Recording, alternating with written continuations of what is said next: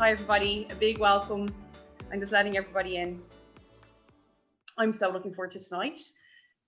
The last 2 days have been fabulous, like absolutely fabulous. And seeing the questions that you guys have sent through and getting your feedback and really getting a sense of what you're taking away from this masterclass series is what it's all about.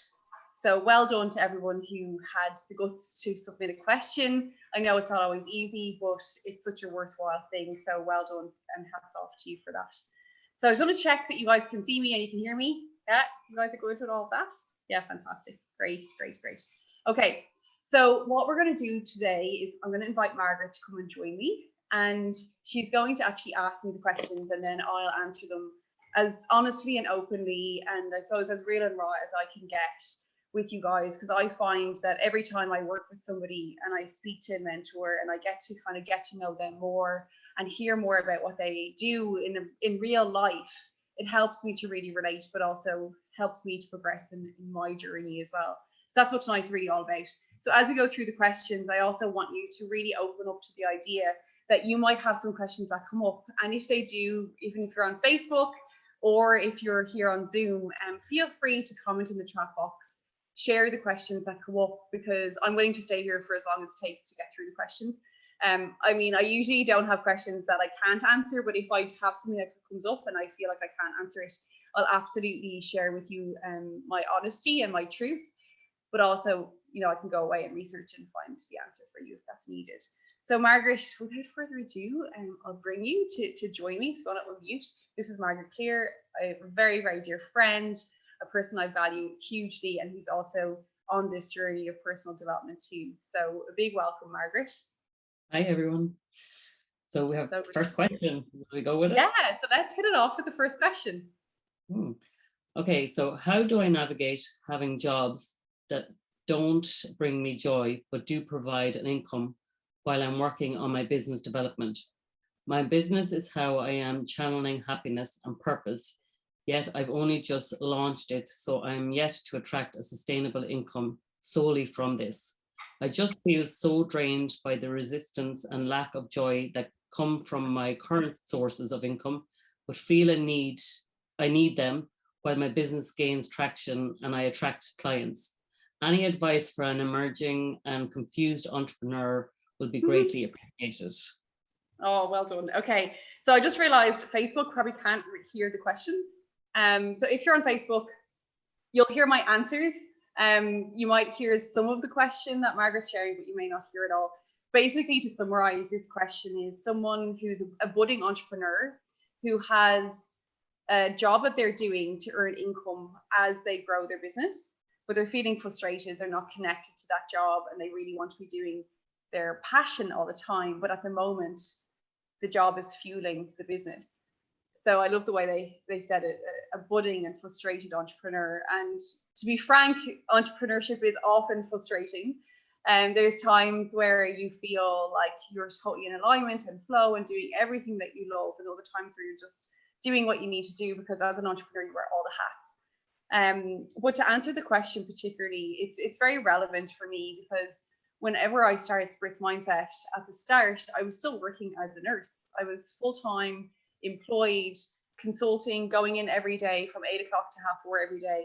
And I remember the feeling, and especially when you start becoming more aware and you realize I don't want to be around these conversations anymore, and I don't want, I suppose, any negativity to kind of rain on my parade. You want to get into your bubble and you need to stay at home and work on your business. But the reality is that bills have to be paid. So I know what it's like. I've went through that transition period. So I was thinking, you know, as Margaret was reading the question, the key with it is to keep things in perspective.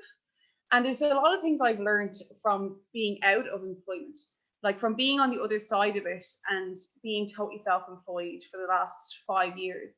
When you're in an employed situation, there's a few things that you will never replicate once you move into self-employment. One of them is the network that you're exposed to on a daily basis. So every single day you go to work, you have access to people who will get to know you, who will get to understand more about what you're doing, the more that you share and communicate it with them. And they also sometimes can become this network of people that either work with you directly, depending on if it's a service or product that you're moving into, but I'm presuming as an entrepreneur, there's some level of service as part of this. And often they can become maybe future clients, or their network can become clients of yours. So by shifting the perception to be like, oh, I'm going to this job and I hate it, but I have to do it to pay the bills, to being like, who can I meet today who potentially can connect me with somebody else or some opportunity that's going to help my business to flourish. The second thing as well with it is also to realize that having an income gives you an opportunity to reinvest it. So really asking yourself, like, what are you doing with the income? Is it accelerating and is it being reinvested into it? Is it actively showing you directions because of the money that you're gaining into the business? And the third thing I would say that's really, really important is make sure you're growing your business, not just seeing it as a hobby. So how do we know if we're growing a business? Well, are you actively selling a service or a product? Is there clients that you're working with? And what's your trajectory and your plan when it comes to the progression of the business? And is there activity happening on that on a daily basis? Now, I understand what it's like because I was tired. I was getting up in the morning and studying and doing personal development in the morning, then going to work all day and coming home, knowing I have to go back into work the next day. But I was so driven and connected to what I was doing that I was like, right, my evenings, I come home, I have a nap because that was important for me. I have a nap, I have my dinner, I maybe do a little bit of exercise, but I can get an hour or two in the evening time. And I think when they talk about the hustle, I don't really like that terminology. I don't think it needs to be hard, but that's the hustle for me. That was my passion coming alive. That was like, I would rather be doing this because I know as I focus on doing this, while I need to keep the job for now, soon the transition is going to happen. So hopefully that answers your question, but I think they're the key things that I think are really important. Good question. Margaret, what is next? And as we go through this, I have my eye on Facebook. I can see you guys. I can see that you guys on the chat in Zoom. Okay. I can't see all your wonderful faces, but I can see the chat. And I really encourage you to like center into what we've been talking about the last 2 days. Getting clear on how much it is that you want, what's been the obstacles. I know we've got a fair few questions to get through, but I still want to make time for anything else that gets dropped in. So just know that that's there. Margaret, sorry. Okay, next question is, I want to believe that money can come easily, but I wake up each morning slightly panicked that I don't have any. How can I work on changing this belief? I'm going to get you to repeat it again. Okay. Say it one more time. I want to believe that money can come easily, but I wake up each morning slightly panicked that I don't have any. How can I work on changing this belief? Such a good one. Everything that you believe is true. And it's a really important idea to grasp. I remember the first time I was introduced to this idea that everything that I believe is true. I was like, what does that mean? How is that possible? But it's like your belief creates your reality. Your belief is what you emphasize and what you focus on. So when you say, I want to have more money, but I'm waking up in this situation feeling panicked like I don't have any, then we have to really examine the undertone. What's really going on below this? And there's a strong possibility that you don't believe probably one of two things, that either you're not good enough or that it's not going to be easy. It's going to involve a lot of hard work, or when you get it, it's going to go away. So what do we do about this? Well, the first thing is you have to realize that you're now in the habit of waking up each morning feeling that panic. So your body it's now an unconscious thing that's happening for you. So I would start by really examining and sitting like what we've been doing the last few days. What is this? What's behind this feeling? What is it that's going on a deeper level? So why am I feeling like I'm not going to have enough? Why am I feeling that it's like going to get out of my grasp or I'm going to lose it? But even going deeper with that, do you believe that the universe has got your back? Do you believe that there's something greater than you that's going to make sure that you're okay? And maybe there's a bit of a spiritual path that you can go on that can kind of help with this.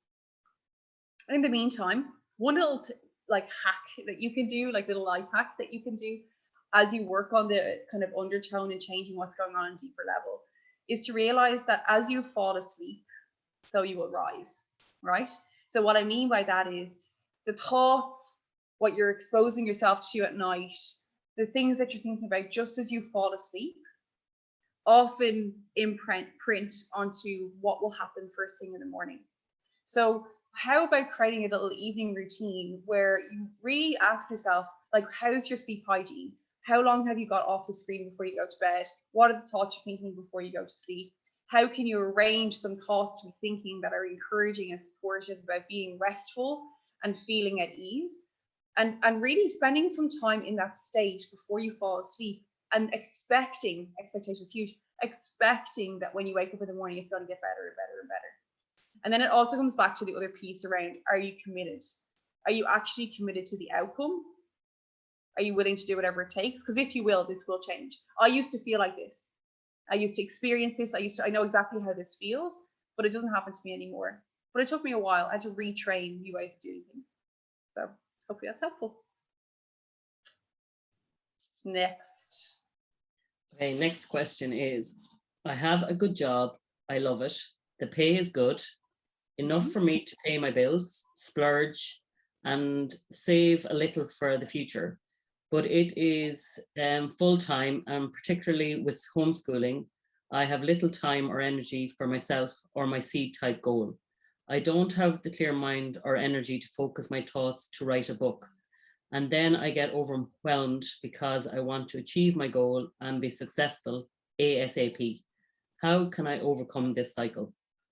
Can I just check on Facebook? Can you guys hear Margaret? Because I found the way of increasing the volume. So I just want to check that you guys can hear what Margaret's saying, because I think that you possibly can now, which is great. So that's a really, really good question. So it's like, hi Amy. I have this job, it pays well, I enjoy it, but it's full time and I have something else that I want to be working on. Who else can resonate with that? Can anyone else relate to those feelings? I'm sure you can. Yeah, exactly. It's a very big reality for people, but it's really important that you realize people put so much value on the resource of money, but what about the resource of your time? That's something that's indispensable. It's something that's non-renewable. It's something that every minute that goes by, we can't get it back. So for this person who asked this question, I think you really need to sit with it and ask yourself, what are you valuing? And are you thinking of the long-term gain? Because there may be value in assessing, is full-time work the right thing for me moving forward? If I have this buffer, and if it's okay for me to be able to reduce my hours, to give myself the time to energetically free up, but also just the time to be able to write on something like your book, which is eventually going to create revenue and income, then is it a trade that you're ready to make right now? And one of the things that I would say in relation to this is, if you're questioning this, the questions that come up for you are very relevant to where you're being guided towards. So if you can say to yourself, I love my job, I work full time, I have enough money, I pay the bills, I have a buffer, I have savings, but I want to work on my book and I don't really have the energy to do it. Is the answer in the question? I feel like it is. So just trust yourself. You have permission. You have permission. Then what might happen is oh my God, what's going to happen if I reduce my hours and I don't have as much income as I used to? Again, you have to really focus on the end game. But then you have time to write your book. And what's life about? Is it just about having capital there? Or is it about feeling fulfilled and moving into the space of getting your spirit to feel alive and expressing yourself and being authentically engaged with life? I think you already know the answer, to be perfectly honest. Margaret. Okay, next question. I have followed your journey for a long time, slightly Instagram stalked you, and I have decided I would love to do what you do. What would be your advice on where to start? Oh, thank you for the Instagram stalk. I appreciate it. It's really a privilege, honestly. Wasn't even on Instagram before I started Spritz Mindset, so I appreciate it. Where would I suggest you start if you want to do what I'm doing? The first thing that you have to do is really do the work on yourself. If you want to be a coach, you have to have a coach. I'll never work with somebody who isn't thoroughly invested in surrounding themselves with people that think bigger than them and is actively engaged with working with someone else from a coaching point of view. I think it's really funny. Like I find it really quite ironic when I work with people and I say, like, people come to me and they're like, I've got a coaching business and I want to take to the next level, or I want to get into the coaching space. And I'm like, okay, who are you working with? And it's like, oh, I'm not working with anybody. I'm like, so you expect your clients to come to you and work with you because you need a coach, but you don't think that you need a coach? Like, isn't that a bit counterintuitive? So I don't think that's really that well understood for a lot of people. I think people think like, I've been through this life experience and I have these skills and, you know, I can go and train to do coaching. But I don't know how much people relate to the fact that you need to go through the process yourself, because otherwise you can't relate. Like, you can textbook relate. It's like me teaching medicine, but never actually actively being a doctor. It's like I've studied and I learned all the theory, and I've been through some medical conditions myself. Potentially, I haven't, but just say potentially, and I'm going to be a doctor. Well, actually, no, you haven't really learned. So I think for someone who's starting on this path, or even if you're into this path, you have to really ask yourself, what are you doing to work on your own personal development and overcome what's going on within you? Because that's the only way you're going to lead other people.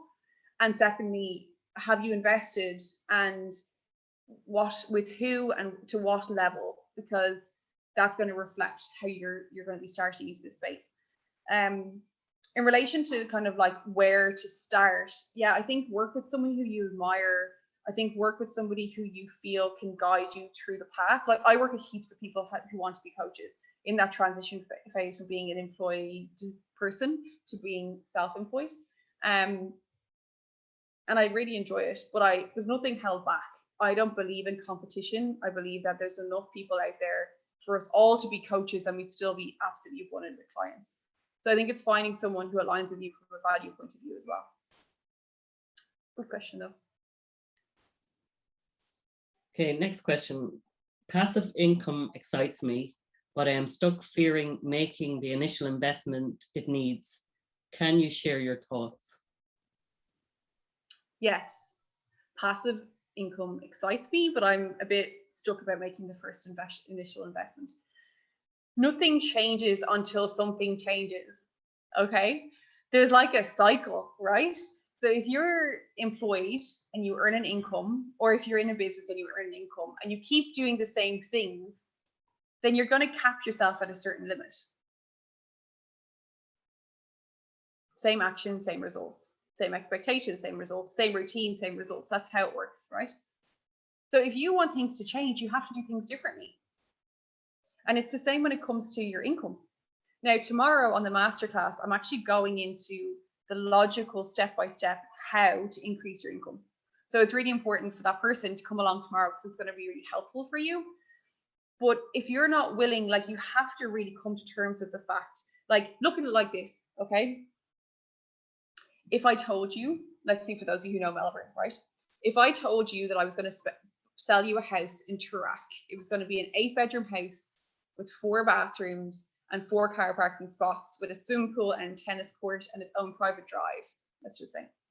And all you had to do was spend $10,000. Do you think you'd find the money? Like, honestly, do you think you guys would find the money? Think you'd find your way of like coming up with 10 grand to pay for this, you know, $10 million house? You would, because you feel that the return is inevitable. So when it comes to passive income, it's about really getting confident and committed to turning the investment into passive income and committing. And that's why it always comes back to a committed decision, because you can make it work if you commit to making it work, right? But you can't change the story until you make that decision and actually go for it. Now, the other piece of the coin with this as well is, because I've seen a lot of people waste a lot of money. Actually, that's not true. Nothing's ever wasted, but I've seen them kind of go against what their intuition was trying to guide them, and they did something because someone else told them. So it's really important when you go to make these decisions around how to create passive income, how to take the next step in your career, what to do, that you keep going within, being like, okay, does this feel aligned with me and where I want to go? Does this feel like it's a really exciting, but also kind of scary, but super exciting next step? Do I feel like really connected to what this is going to look like so that I can actually execute this and do it really well? If that all aligns internally, absolutely. Okay. But if there's hesitation where you're like, I don't really vibe with this product, excuse me, or I don't really vibe with some part of it because it feels out of alignment, sit with that and give yourself a bit of time to think about it. But I think otherwise, you're good to go. Okay, next question. Can Mairead talk a bit more about healing any generational trauma? I'm adopted. I adore my parents and haven't attempted to learn anything about the biological parties to my birth. But not knowing what may be in my own lineage, is there anything you could share that I may want to look into? Oh my God, this is such a good question. So thank you to this person, I don't know who it is, who shared this question, because there's probably a lot of other people maybe over the years who've been feeling this way, and I've never been asked this before, so thank you. So the question is, this person's adopted and they want to know about intergenerational trauma or the passing down of intergenerational conditioning. And they don't know anything about their birth family. They have a beautiful family, but they are wondering, like, how does that work? So it's such a good question. So the first thing to remember with what I talk about around intergenerational is that the science shows that we are an outcome of 80% environment, 20% genetics. So when I talk about intergenerational, I'm actually talking about the environment in which you've grown up, which has got nothing to do with your DNA.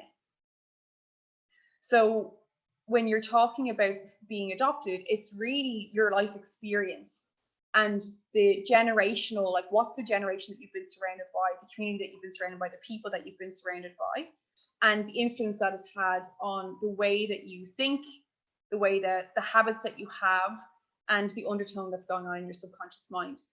It's kind of, if you can imagine, because this might help this person understand this a bit more, it's like if you can imagine if someone was born in rural China and before they were 2 weeks old, they were brought to America. Okay. And now they're 21. They've got an American accent.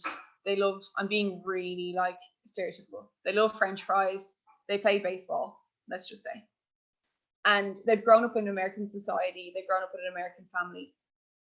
Their influence is a tiny piece, the genetic piece from where they've been born come from. And mainly that genetic piece is things like their eye color, the way they look, their skin color, their hair, the like actual like physical in the body makeup. The majority of how they will behave is to do with the environment they've been in. They're going to have an American adaptation to the culture that they understand, their beliefs, all of that. So hopefully that helps. Okay, next question. When you speak, it resonates with me. Like when you say the truth resonates. I feel the truth in what you are saying, but I doubt that it will happen for me. Do you think everyone can do this? What can I do to develop the trust in myself? Oh, it's so good. Do I think everyone can do this? 100%. I have absolutely no doubt. Do I think everybody will? No, because there's only 2 to 4% of the population that are willing to do what it takes. And it's so funny because it's so simple when you understand what it is, right? But the majority of people are not willing to go against the grain because they're so consumed by what people think of them, right? So do I think you're capable? 120%. I think you're capable. I think you're all capable of totally transforming your life, of getting into the driver's seat of your life, of being authentically blossoming and thriving financially. 100%. I definitely think that you can. It's the question of, are you going to? And if you're going to, are you willing to do whatever it takes?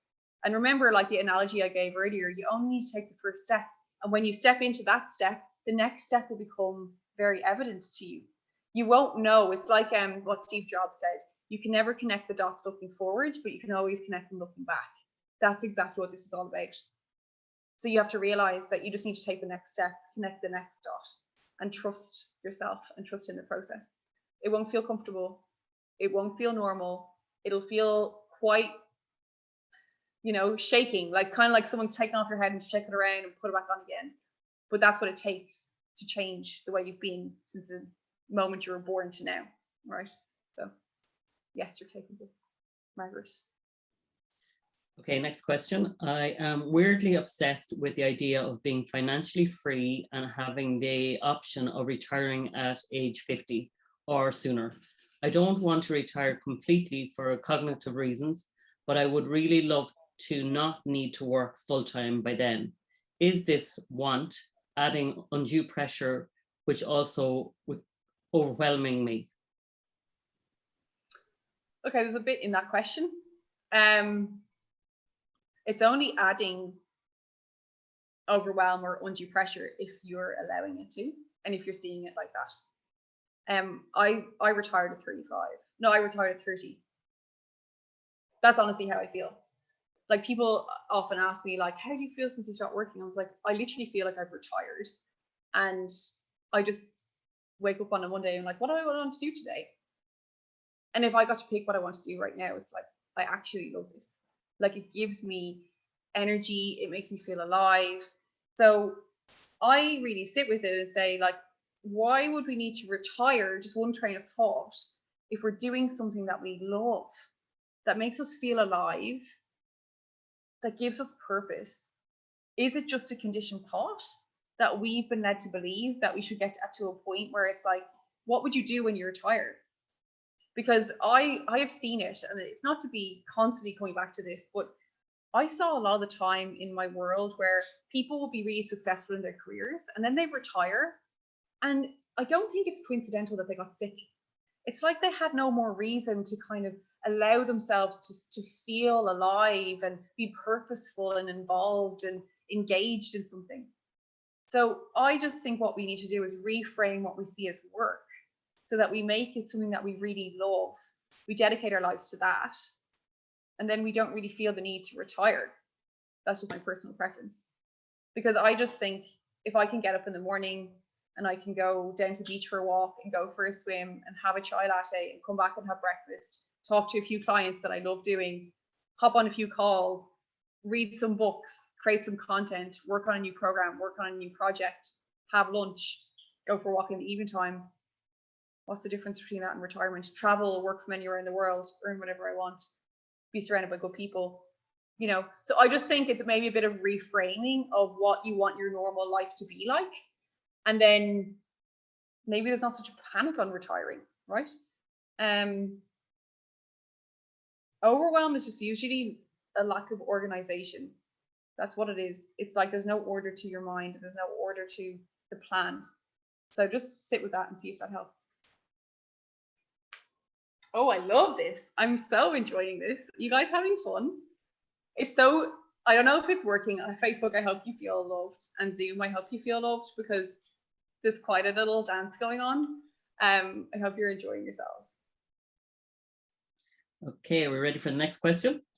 Yes, thank you. Okay, how do I turn this pressure to achieve by a certain date into a positive motivator rather than being overwhelmed with the current juggling act? Okay, so how do I just read the start of it again, Margaret? How do I turn this pressure to achieve by a certain date into a positive motivator rather than being overwhelmed with the current juggling act? Yeah. Time frames. This is one thing I accepted, and I just encourage you to think about this. A time frame is an educated guess. So you go, I would like this by this time. It's an educated guess. The question is, are you committed? It's always coming back to the same thing. Are you committed to making it happen? If you're committed to making it happen, then if you get to the time frame and you haven't achieved it, then it's just a matter of keep going. So where's the pressure, right? I think the pressure is when we have expectation that if I don't reach it by that, then it means something about me. It doesn't mean anything about you.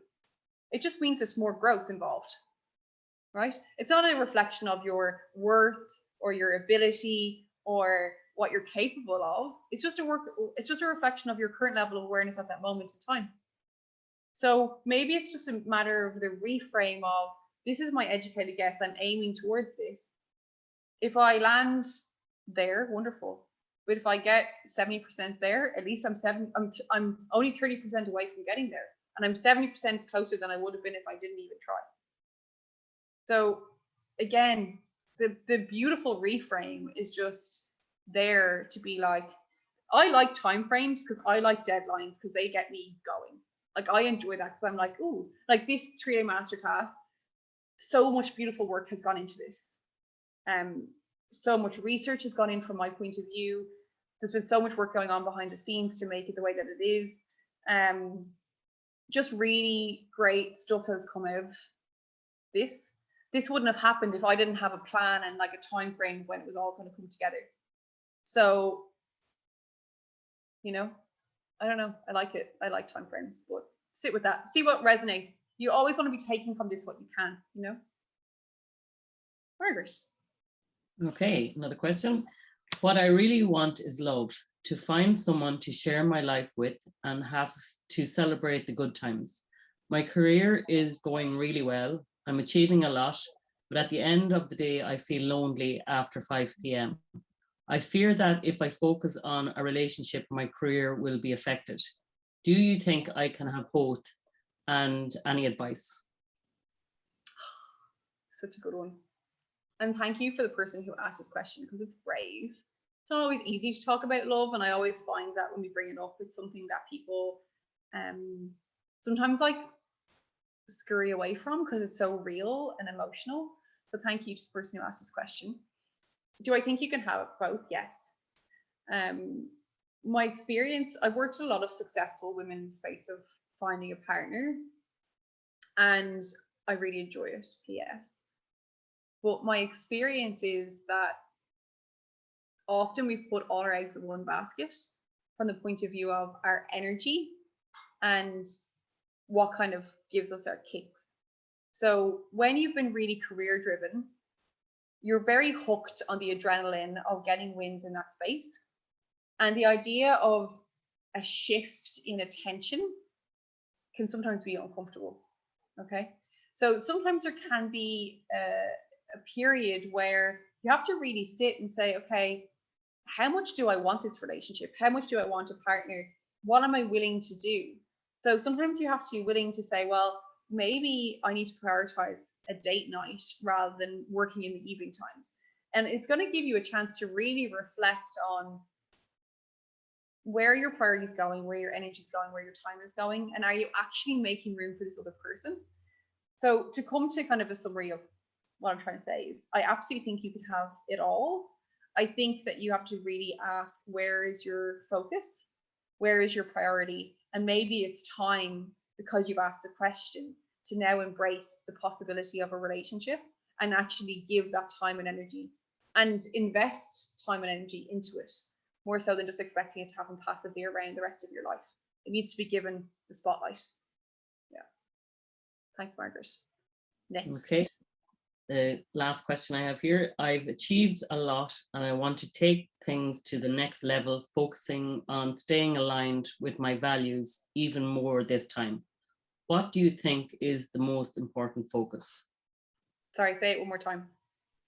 I've achieved a lot and I want to take things to the next level, focusing on staying aligned with my values even more this time. What do you think is the most important focus? So this person has achieved a lot. They want to take everything to the next level, but they want to stay aligned. So I would say what's really, really important is to make sure that your drive to get to the next level is coming from within. So it's an expression of that internal compass that's seeking expression. So it's not so much like I want to get more, but it's more like I want to serve more. I want to experience more of being myself. I want to grow. So asking yourself, is your focus in that area? If it is, wonderful, great. You're like onto a winner. Keep coming back to that internal compass. If you notice you're getting up, if you haven't attended our 3-day masterclass, I highly recommend that you do this, person. If you're getting caught up on the external things, so what you can get or what your personality, that kind of constructed version of you is trying to gain, then I really encourage you to come back and just sit with the internal compass that's trying to guide you. Okay. everything can be taken to the next level. The connections you have in your relationships, the amount of love that you have in your life, your finances can go up, your businesses, the clients that you serve, the kind of clients that you attract, that can all evolve. Okay. But we want to make sure it's all coming from the right place, because I've seen it so many times over the years where people say, I want to take my business to the next level, but they sacrifice so much, like their health, their relationships, the travel that they have, the downtime they have, the being presentness that they have. So I think it's really about looking at this integrated model and how can you make sure that all your environments are aligned, intuitive, and fed during this time.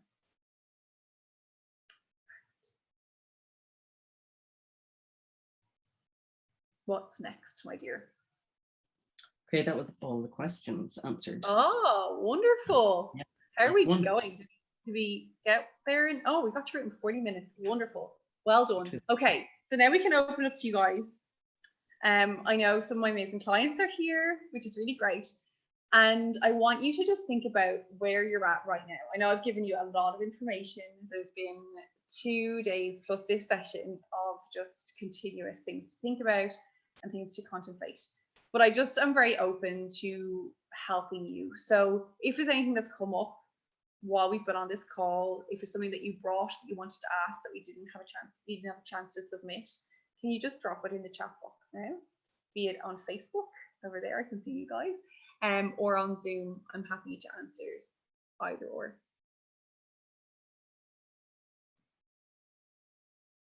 Now, also, Margaret, do you mind having a check on Facebook, only because I can't see the comments? Yeah, I'll take it. As I'm over here, I can see people. Denny, Amy, Evan, I think that's who's here. Great to see you. Great to have you here. Did you guys bring a cup of tea from Ireland or from France? I know Evan's at France. Or some wine if you're here. Just wondering, how do you navigate the guilt with earning more with money and moving past your family story with abundance? You know, it's really funny that you say that. You know, the first thing that came to mind for me was, I don't know if I ever felt guilty. I don't know if that's a word that I felt, but maybe I did. But I'll tell you what I did feel. I felt like a little bit like ashamed. Maybe it's the same thing. Ashamed to feel like I really wanted to have financial abundance. Like, you know, if I'm a millionaire and my family before me haven't been like that, then am I just being greedy? Maybe it's the same thing. What was the word that you used? Guilt. Maybe it's the same thing. Or similar-ish. And then I realized, imagine how much fun it would be to like give it back.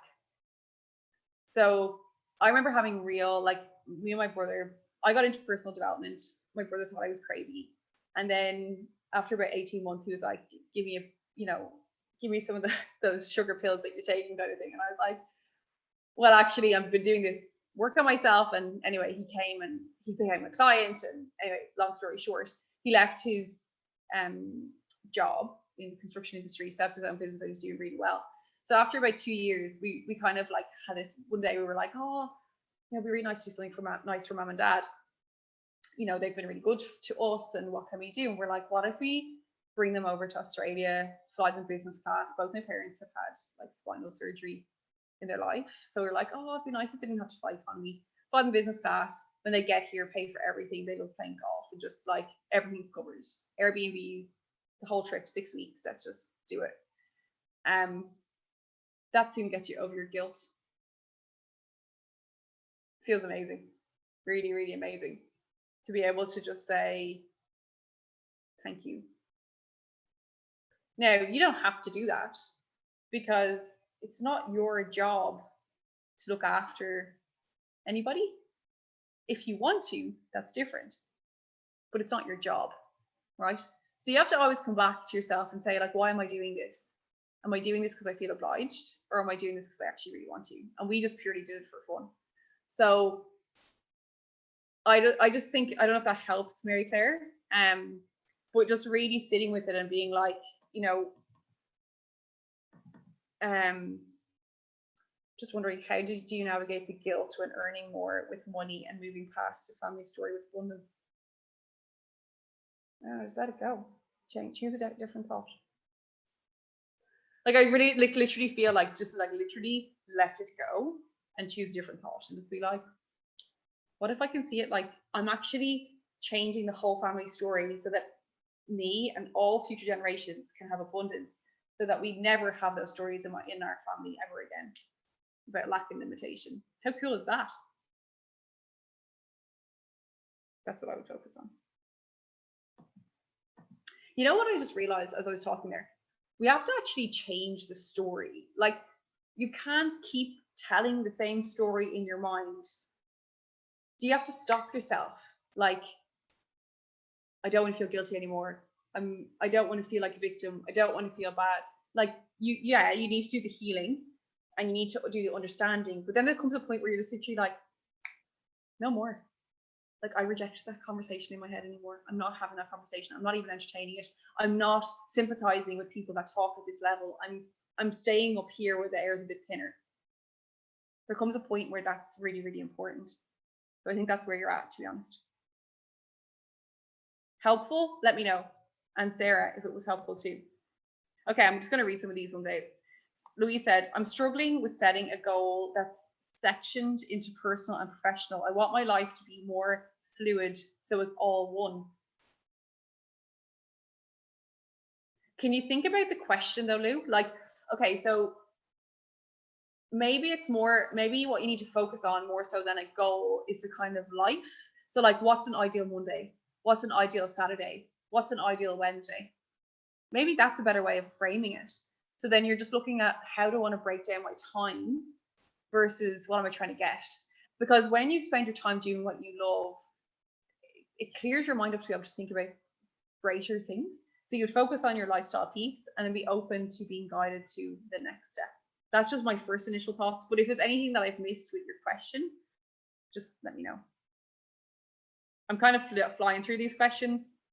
So I don't know, I'm kind of just enjoying getting through it. Facebook, I see you. If you have any questions, please feel free. Okay. Maria. First of all, I'm also like, whoa, this is like the most amount of questions I think I've ever done in a Q&A, period. How do you navigate the double the doubt associated with believing you are worthy of abundant lifestyle? Also, when your partner doesn't understand your personal development journey and wants you to play safe financially. Oh, such a good one. Okay, cool, Lou. Yeah, great. Okay, let me just break this one down. Okay, so how do you navigate the doubt with believing that you're worthy of an abundant life? This is very relevant for you because I know you're where you are in your life situation. Think about when a baby is born, and if you think about old school, when babies were in like a nursery at the hospital when they were born. I'm sure that doesn't happen at the moment at all. But anyway, let's just say a nursery with all the little babies, all the little cribs in the nursery, and all the little cribs lined up, okay? And I want you to imagine that there's Kim Kardashian as a newborn, beside, I'm really not into celebrities, so it's going to be Paris Hilton, beside Arnold Schwarzenegger, beside Michael Jordan, beside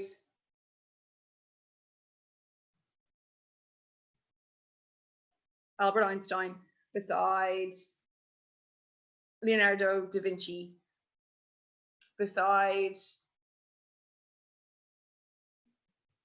Dalai Lama, beside you. Okay, so they're all the cribs, and then you're there. Maybe you're in the middle. What makes, it doesn't really matter what you describe as being abundant. I just picture people that have like obvious abundance in certain areas of their life. What makes them more worthy than you?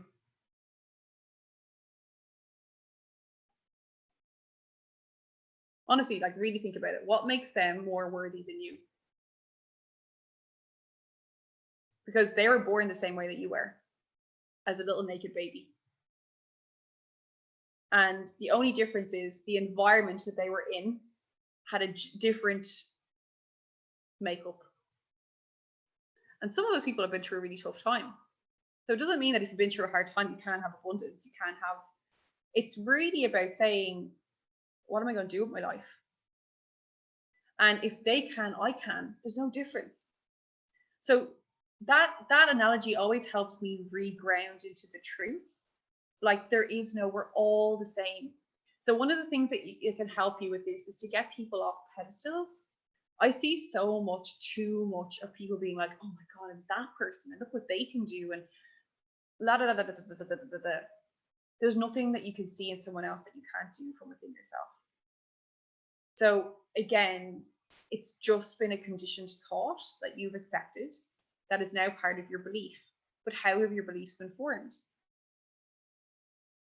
Well, you know how they've been formed, so you know how to change them. So that's what we want to work towards. Again, we have to change the story, and we just have to start entering into, okay, hold on. The other thing to look for is look for evidence of abundance in your life. So how much love do you have in your life right now? What about cuddles from a 2-year-old?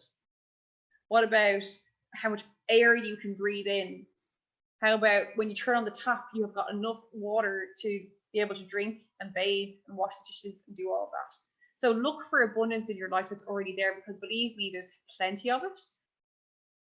But when you start trying to see it, you're going to start, it's going to start showing up in other areas as well. So it's just reaffirming.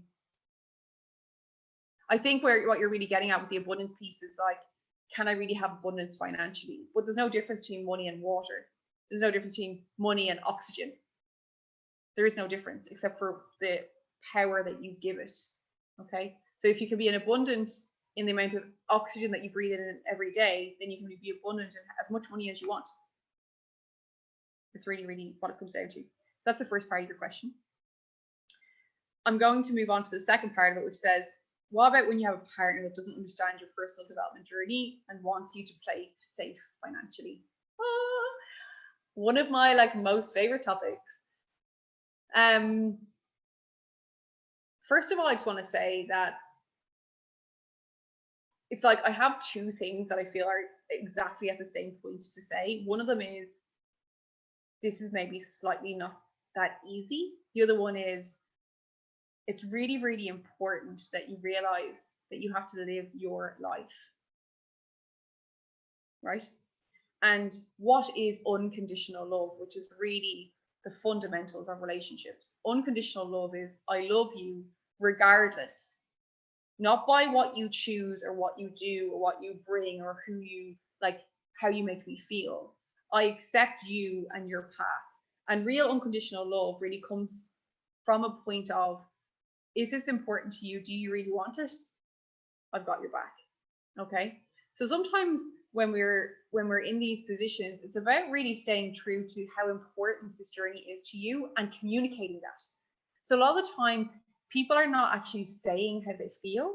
They're saying, they're hiding it, or they're saying, I'm doing this thing, and this is what I'm thinking of doing. But if you reframe that and you go to if you go to your partner and say, hey babe,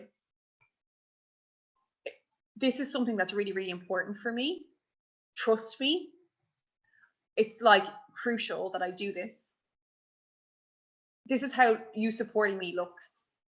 So I really need that when I'm doing this, we need to just focus on where we're going rather than our current situation. We have to realize that if we keep doing the same things, nothing's really ever going to change. This is doing something different in order for things to change into the future. And just know that I love you and our family, and I'm doing this for everybody. But also when you say X, Y, and Z, so when you say, are you sure? Or when you say, when can we expect to see the return on this? And when you say these things, I know you're coming from a place of love, but this is how it makes me feel. So this is, again, a real communication piece to open up and actually nearly evolve the relationship to the next level, where it's like trust is fundamentally there, right? The other thing that I'd say with this is, you don't need anyone else to believe in your journey. But one of the strongest things you can do is be an example of the change.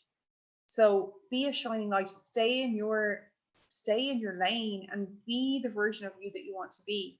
And show, like, how can you reframe your love towards this person, that regardless of what they say, regardless of what they think, you've got love in your heart for them. Because as much as you want them to love you unconditionally, you also want to bring that unconditional love to them too. So I think it's about, being really clear on what support looks like for you, communicating it to your partner, also expecting it. So expecting an evolution of the relationship, rather than like, oh, every time I spend money on myself, he like isn't happy and I have to like, he doesn't talk to me for the weekend, but you're going in with that expectation. What about if suddenly he's like, oh my God, this is brilliant. This is absolutely wonderful. I've totally got your back. I have had so many situations, especially working with women, where people that I've worked with, they're like, I'm so concerned that like, what if I spend this money and it doesn't work? And I think I have to be frank about it. Do men even think this way? Like, would they be coming to you this worried? Would your partner be this worried about spending the same amount of money on something? Like, if you think about how much it costs to buy a car, yeah, we think about these things, but do we lose sleep about it? Do we like, a lot of people don't, right? So I just think we need to be empowered in our sense of self to also know that I'm doing this, it's really important for me, and that's the end. Full stop. Because at the end of the day, it's your journey, And believe me, when they start seeing the changes in you, they're like, can you give me a piece of that? Like, how many of you that are here that are my clients that are like, have started to work on yourself, then suddenly your partners are like, oh, what are you doing? I really want a piece of that. I've had a lot of clients that are partners of clients because of that reason. So I think it's really important. Yeah.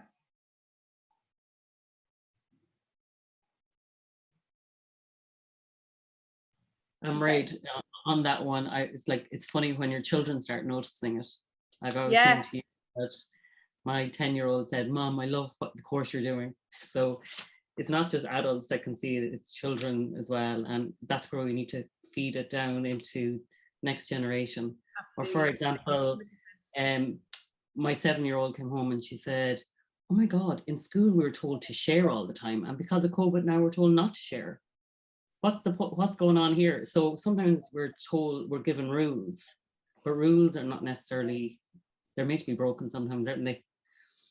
And they are meant to be broken, exactly right. So sometimes if we live by other people's rules, we're very much restricted, aren't we? So I just thought it was very amusing when she came home and she's like, really? Yeah, exactly. Just changing the rules and we just have to go along with it. So yeah. It's good to question them, And why? Why do we believe these things? Why do we see it as a challenge to invest in ourselves in our personal development when it's the most important thing that we have? It's our happiness. It's our groundedness. It's the flourishing of our soul. Like, what's more important? Like, I don't know anything that's more important. It's really, really good. I'm just reading here. I think the girls just having a big chat about all the partners.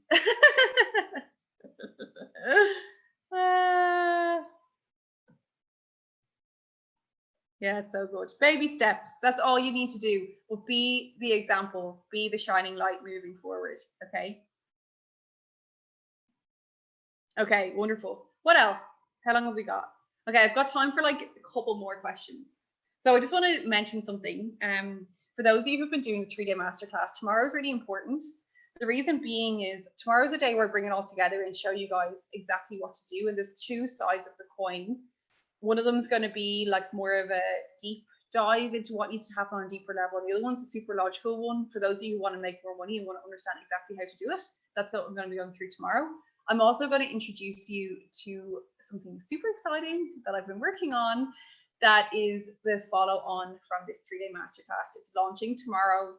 You're going to get first access, whoever's on it live. There's limited numbers. You also are getting something like a bonus that's super special. So come along tomorrow morning at 7 o'clock in the morning. If you haven't made it, because I can see a lot of people on Facebook more than we've had on the live. If you haven't been coming along to the masterclasses, then you can make it tomorrow at 7 a.m. Melbourne time. Be there. It's going to be really epic. So yeah, it's really exciting. So just come join the party. Who wants to ask the last grand finale question? Who's got something burning, itching that they want to ask? Is there anything over on Facebook, Margaret? No, it's not showing up for me. It said there was 2 messages, but I can't see them. Okay, that's okay. That's okay. It's not meant to be. I can always go back now to the questions over there. Yeah.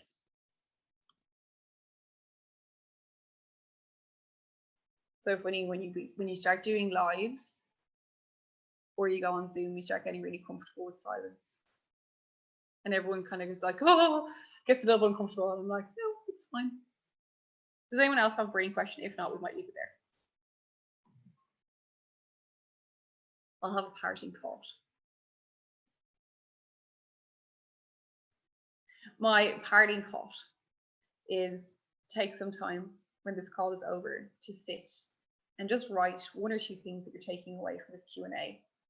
1 or 2 things that have sparked you to either think differently, make a decision that's moving you in a certain direction, or something that's sparked your curiosity that you want to learn more about, and make a commitment to follow through with it. If you're curious, if you want my help, I'm absolutely here to help you. We have helped hundreds of people from across the globe already achieve everything that they've wanted, and there's no reason why you can't be part of that story.